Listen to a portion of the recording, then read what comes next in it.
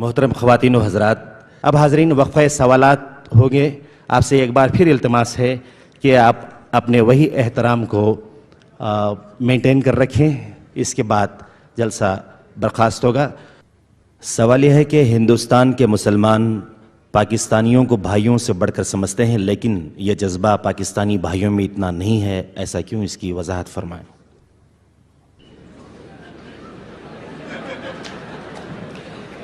میں پورے پاکستانیوں کی یہاں پر نمائندگی نہیں کر رہا، اپنی بات کر رہا ہوں. سوال یہ ہے کہ is it permissible for aged parents to stay with their married sons? Permissible ضروری ہے اپنے والدین کو اپنے پاس رکھنا، ان کی خدمت کرنا، ان کی دلجوئی کرنا. دیکھیے میں آپ کو بتا دوں، صرف دو چیزیں ایسی ہیں کہ جن کو دیکھنا بھی عبادت ہے. خانہ کعبہ کو آپ طواف نہ کر رہے ہیں، بیٹھے ہوئے ہوں، اس کی تعظیم کے ساتھ، محبت کے ساتھ اسے دیکھیں، یہ عبادت ہے. اور بوڑھے والدین کو محبت کی نگاہ سے دیکھنا عبادت ہے. اصل میں بڑا سائیکولوجیکل پرابلم یہ ہوتا ہے کہ جب آپ چھوٹے تھے، بچے تھے، تو والدین کی محبت آپ پر مرکوز تھی. اب جب آپ بڑے ہو گئے، آپ کی اولاد ہو گئی، آپ کی محبت اپنی اولاد پر جو مرکوز ہو گئی، تو ایک محبت کی پیاس والدین میں پیدا ہو جاتی ہے. ہماری اولاد کا مرکز محبت تو کچھ اور وجود میں آ گیا، اور ساس بہو کا جھگڑا بھی اسی وجہ سے ہوتا ہے زیادہ. تو اس پہلو سے یہ ہے کہ اگر آپ والدین کو محبت دیں گے اور ان کو محبت بھری نگاہ سے دیکھیں گے تو یہ بھی عبادت ہے.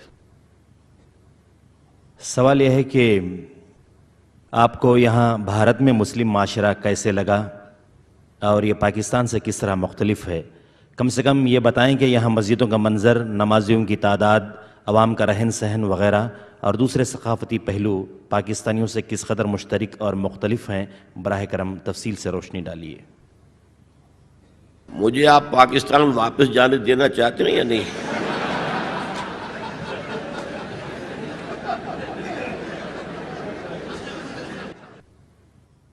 سوال یہ ہے کہ دل کی نماز کا اکثر چرچا ہوا کرتا ہے. جی، سوال یہ ہے کہ اکثر دل کی نماز کا چرچا ہوا کرتا ہے. یہ دل کی نماز کا مسئلہ کیا ہے؟ کیا یہ سچ ہے؟ میں تو واقف نہیں ہوں، آپ سے پہلی مرتبہ سنا ہے.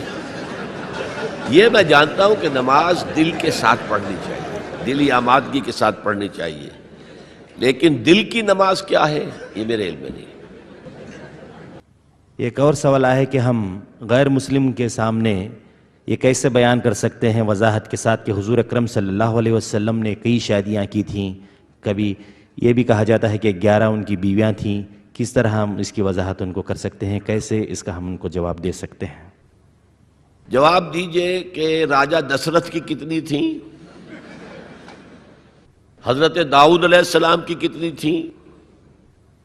یہ ہر دور کی بات ہے. پولی گیمی جو ہے دنیا میں ہمیشہ رہی ہے، ہمیشہ رہی ہے. اور خاص طور پر قدیم زمانے میں جو سردار ہوتے تھے وہ اس لیے بھی شادیاں کیا کرتے تھے زیادہ کہ مختلف قبیلوں سے ان کے رشتے قائم ہو جائیں، تو اس سے یہ کہ سیاسی مصلحت بھی حاصل ہوتی تھی. پھر حضور یہ بھی چاہتے تھے کہ عورتوں کے بارے میں میری تعلیمات زیادہ سے زیادہ خواتین آگے پہنچا سکیں میرے بعد.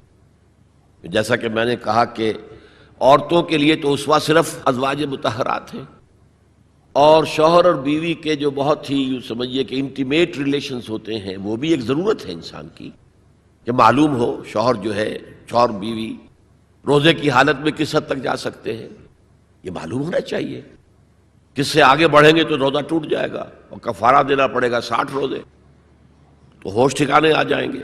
لہذا یہ تو ساری چیزیں، جیسے کہ بعض صحابہ نے آ کر عرض کیا حضور سے کہ حضور یہ یہودی ہمارا بڑا مذاق اڑاتے ہیں کہ تمہارا نبی تمہیں بڑی چھوٹی چھوٹی باتوں کی تعلیم دیتا ہے.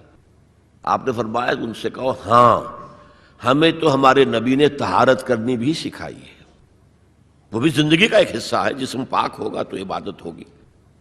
لہٰذا یہ ساری چیزیں جو ہے وہ اس کے لیے بھی ضرورت تھی.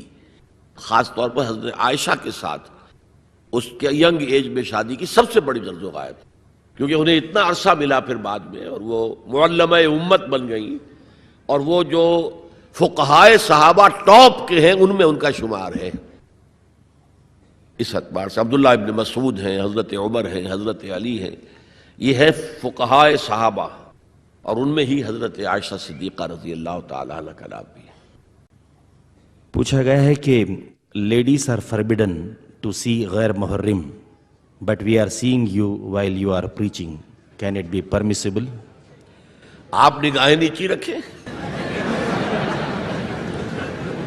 سوال یہ ہے کہ آپ نے اخبارات کو یہ بیان دیا ہے کہ کشمیر سے متعلق آپ نے جو کہا ہے اس کی وضاحت کریں، جبکہ بقول مودودی کشمیر کے ساتھ میرا تعلق وہی ہے جو میرے اپنے جسم کے کسی حصے کا تعلق میرے ساتھ ہے، ماخوذ مومن صادق کی پہچان جہاد۔ لیکن شاید آپ کے معلوم ہوگا کہ 1948 کے جہاد کشمیر کو مولانا نے جہاد نہیں مانا تھا، اور اس پر ان کے خلاف بڑا طوفان اٹھا تھا، اور انڈین ریڈیو نے بہت زیادہ ایکسپلائٹ کیا تھا ان کے اس بیان کو۔